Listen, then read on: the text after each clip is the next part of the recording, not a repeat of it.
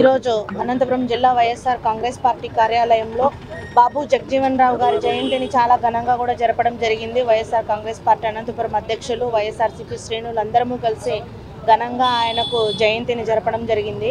మనం చూసుకుంటే బాబు జగజీవన్ రావు గారు స్వాతంత్రోద్యమంలో ఎంతో కీలకంగా కూడా పనిచేశారు. సంఘ సంస్కర్తగా కూడా ఉన్నారు.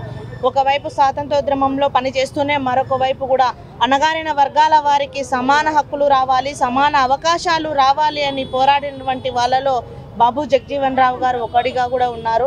బాబు జగజీవన్ రావు గారు పాఠశాల దశలోనే, విద్యార్థి దశలోనే కూడా అంటరానితనానికి గురై ఎన్నో అసమానతలను ఎదుర్కొని ఈ సమాజంలో ఉన్నటువంటి బడుగు బలహీన వర్గాల వారు అంటరానితనానికి గురి కాకూడదని పోరాడినటువంటి వాళ్ళలో కూడా బాబు జగజీవన్ రావు గారు ఉన్నారు.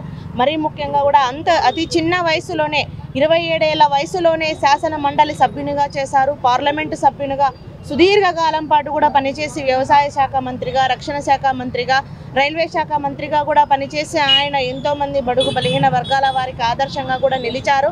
అటువంటి మహనీయుల ఆశయాలను ఆదర్శంగా తీసుకొని 2019 నుంచి 2024 వరకు కూడా మాజీ ముఖ్యమంత్రి వర్యులు వైఎస్ జగన్మోహన్ రెడ్డి గారు సామాజిక న్యాయం తీసుకొని వచ్చారు. ఎస్సీ, ఎస్టీ, బీసీ మైనారిటీలకు సమానంగా రాజకీయ అవకాశాలు కల్పించారు. సమానంగా సంక్షేమ పథకాలు అందించి ఈ సమాజంలో ఆర్థికవేత్తలు చేస్తూ ఈ సమాజంలో సమానంగా ఉండేలాగా జగనన్న చూశారు. ఈరోజు కూటమి ప్రభుత్వం అధికారంలోకి వచ్చిన తర్వాత బడుగు బలహీన వర్గాల వారిపైన రెడ్ బుక్ రాజ్యాంగాన్ని అమలు చేస్తున్నారు. డైవర్షన్ పాలిటిక్స్ చేస్తున్నారు. ఇచ్చినటువంటి హామీలన్నింటినీ కూడా తొక్కారు. ఇప్పటికైనా కూడా కూటమి ప్రభుత్వము వెంటనే బుద్ధి తెచ్చుకొని ఇచ్చినటువంటి హామీలు అమలు చేయాలని ఈ సందర్భంగా తెలియజేస్తా ఉన్నాము. అలాగే బాబు జగజీవన్ రావు గారికి మరొకసారి కూడా జయంతి శుభాకాంక్షలు కూడా తెలియజేస్తాము.